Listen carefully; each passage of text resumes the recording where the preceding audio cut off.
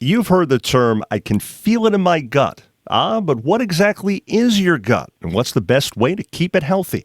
We're discussing good gastrointestinal health.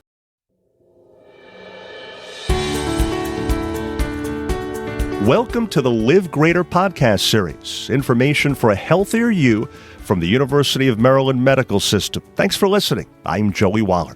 Our guest, Dr. Sagal Ali, gastroenterologist at Charles Regional Medical Group, gastroenterology in Waldorf and La Plata. Dr. Ali, thanks for joining us. Thank you for having me. So first, simply put, what do we mean by our gut and how does it affect our overall health? So the gut is the gastrointestinal tract, which is a pathway from your mouth to your rear. So gut health is the function and balance of everything that goes on there. And within the gut, there is the human gut microbiome, which is a collective of organisms such as bacteria, viruses, and fungi that live naturally within our gastrointestinal system. So what it means or how it affects our overall health is in a lot of different ways. To start, many of the microbes in your gut are forms of good bacteria that help with digestion, nutrient absorption, and more.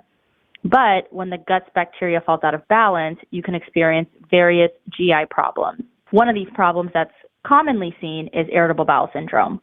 Another way that the gut can affect your health is with your body's metabolism. And the gut bacteria can also play a role in increasing the risk of diabetes and obesity when the levels become imbalanced. The gut also plays a role in brain health. So the brain and the gut have a strong connection, which is why some people feel sick to their stomach under stress. In fact, the brain and the gut send signals to one another all the time. So for this reason, problems with your gut or an imbalance in the gut bacteria can contribute to anxiety, depression, or even stress. But it's also important to know that the reverse can happen also. And then last but not least, the gut plays a huge role in our immune system. The interaction between the two really begins at birth, the moment the body encounters bacteria for the first time. And the microbiome in the gut helps the immune cells distinguish between foreign entities that enter the body and allow the immune system to attack these as appropriate. So again, when there's an imbalance in these things, it can really put you at risk of infections. Gotcha. Interesting that you mentioned the connection between gut and brain. I was not aware of that. So regarding diet or otherwise, what are some simple ways, some basic ways that we can keep good gut health on our own? So I think a lot of people think that maintaining good gut health is very complicated, but in reality, the most important way to have a healthy gut is really to just live a healthy lifestyle. So making sure to stay hydrated, drink lots of water, because drinking plenty of water may be linked to increasing the diversity in the bacteria of the gut. Also, reducing the amount of processed foods, high sugar, and high fat foods, and instead trying to eat a diet that's high in fiber that will also contribute to the healthy gut microbiome.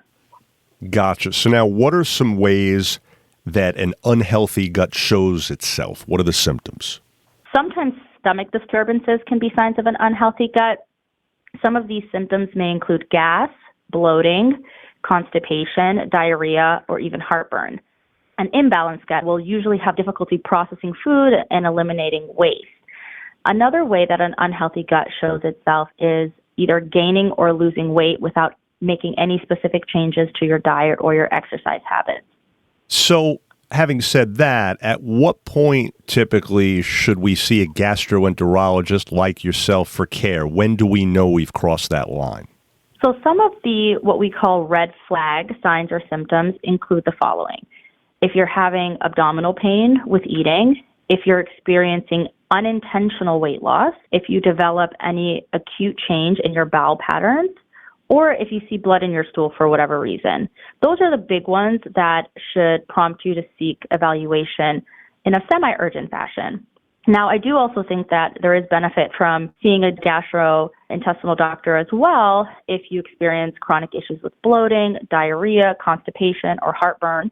because sometimes a workup may be indicated to evaluate for celiac disease or possibly what's called H. pylori. That is a bacteria that can sometimes affect the lining of the gut. And in some specific cases, an endoscopy or colonoscopy might be the most appropriate part of that.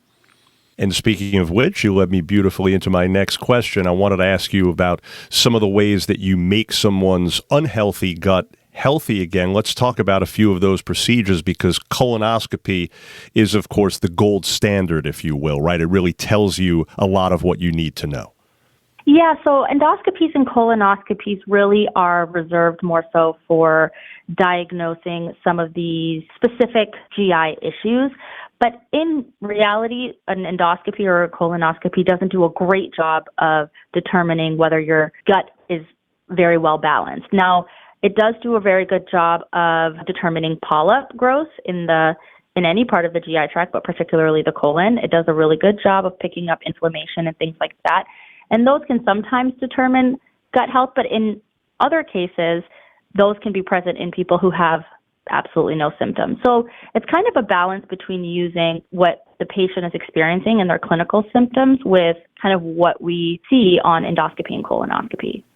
And for those unfamiliar, in a nutshell, what are those two procedures? What's involved in endoscopy and colonoscopy? Because it's really, I know, having had it done myself multiple times, it's really simple as can be. Oftentimes people are scared of the unknown, but it's really about as easy as you can get in the medical field, right?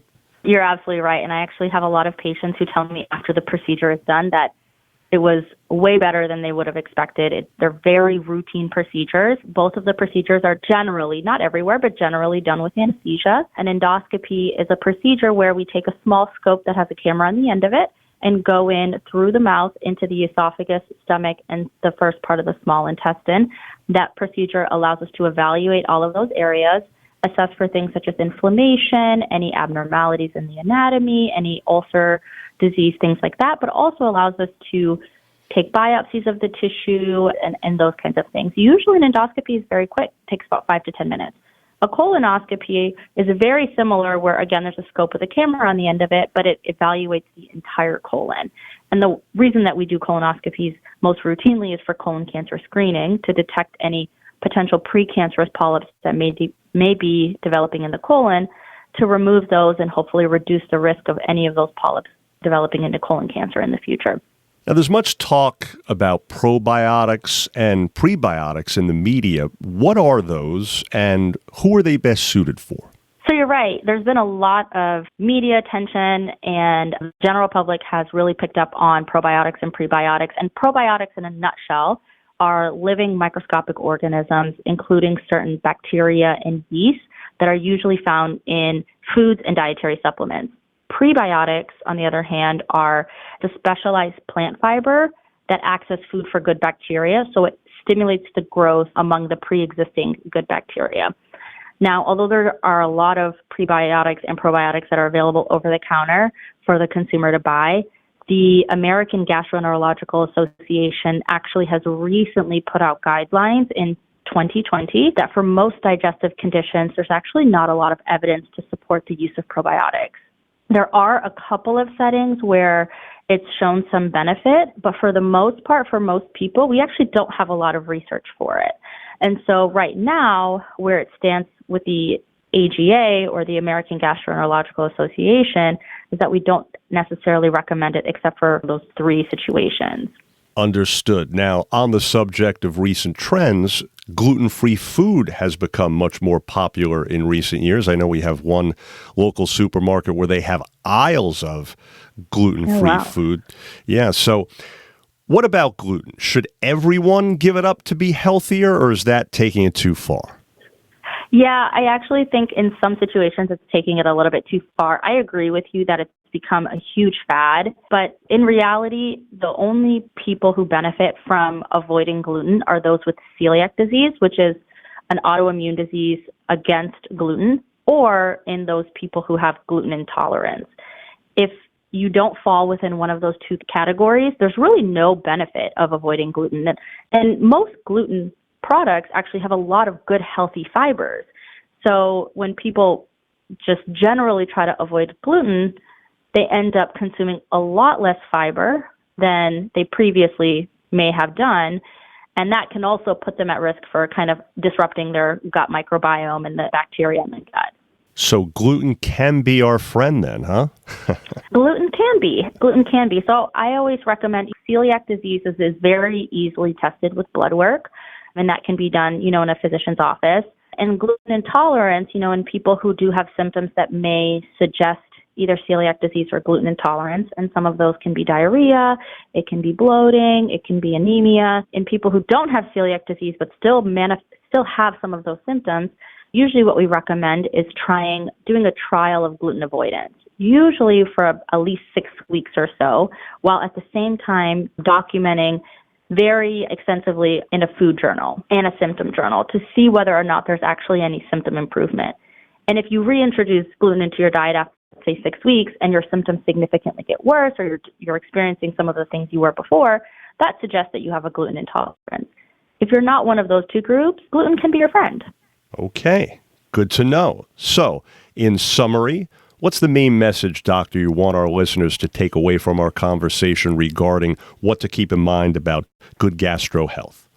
The most important thing that I want people to focus on is maintaining a well-balanced diet and an active lifestyle. And above that, if I can go just one step further, is telling people that it's important to listen to your body. If there are any acute changes in your symptoms, I think it's always a good idea to discuss these with a healthcare provider.